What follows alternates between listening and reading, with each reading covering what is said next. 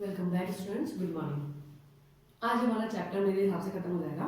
तो हमारे जो है इस बुक के भी चैप्टर्स ऑलमोस्ट फिनिश्ड होने वाले हैं। तो हम जो है इसका एक रिवीजन देख सकते हैं, या आपकी जो प्रॉब्लम्स थी उसके ऊपर मैं अब नेक्स्ट वीडियोस बनाऊंगी और देखते हैं आगे क्या होता है। मैं आपको इनके खत्म होने के बाद जो है वर्कशीट्स भी अवेलेबल करवाऊंगी स्टूडेंट्स, तो आप वर्कशीट पे ध्यान दें।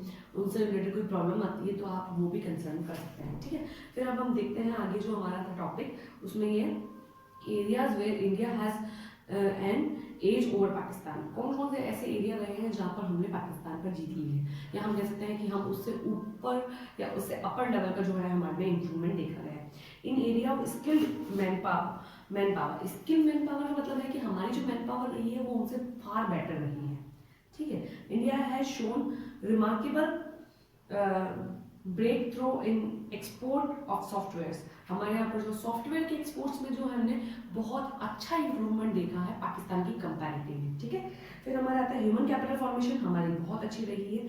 India is emerging as much more significant determine of growth than Pakistan. हमारे कैपिटल फॉर्मेशन के लिए अगर हम देखते हैं तो पाकिस्तान से फार बेटर हमारे में हमारा कैपिटल फॉर्मेशन रहा है, ठीक है।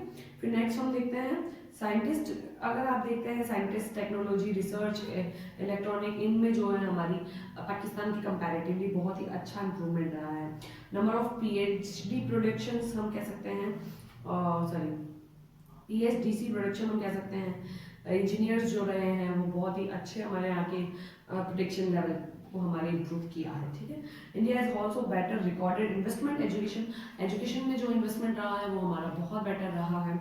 फिर हम कह सकते हैं रैपिड डिक्लाइन फर्टिलिटी रेट में ग्रोथ जो हमारी एग्रीकल्चर से रिलेटेड था उसमें भी हमारी बहुत अच्छी रही है। हेल्थ फैसिलिटीज जो है हमारी पाकिस्तान से काफ़ी अच्छी है। तो हमने ये जो है पाकिस्तान से बहुत अच्छे पॉइंट्स जो है प्रूफ किए हैं। अब area where Pakistan has an edge over India, Pakistan ने हमसे क्या अच्छा किया वो देखते हैं।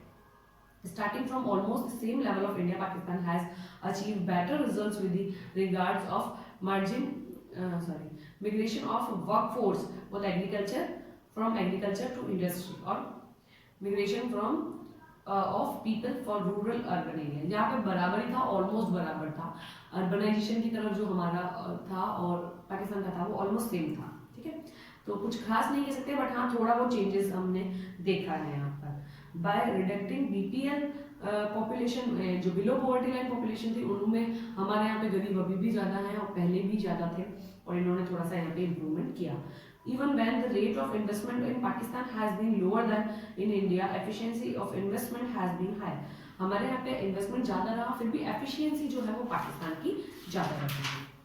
फिर हम देखते हैं China edge over India. China ने हमारे ऊपर क्या देखा, हमारे से भी ऊपर क्या देखे हैं, वो बहुत सारी चीज़ें हो सकती हैं, वो हम पहले देख लेते हैं। China reforms process begin more comprehensively during the 80s when India was in mid stream of slow growth। हमारे यहाँ पे जो ग्रोथ की रेट रही है वो अगर आप देखते हैं 80s के समय में चाइना की बहुत अच्छी रही है।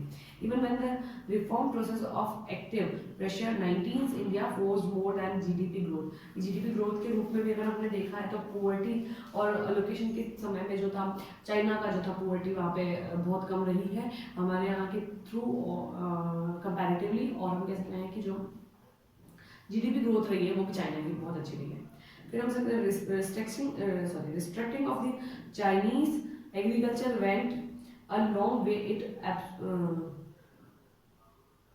यहाँ पे जो है एग्रीकल्चर से रिलेटेड अगर हम देखते हैं तो एग्रीकल्चर सिस्टम में जो है हाउस होल्डर्स के और जो एग्रीकल्चर इंडिविजुअल कैपेबिलिटी थी तो उसमें भी जो है भले कम किया हो चाइना ने, लेकिन उसके बाद जो किया था वो बहुत ही अच्छा था। ऑल्सो ग्लोबल अगर हम कह सकते हैं तो ग्लोबल वाइड चाइना का जो बिजनेस रहा है वो हमसे बहुत वाइड रहा है, ठीक है।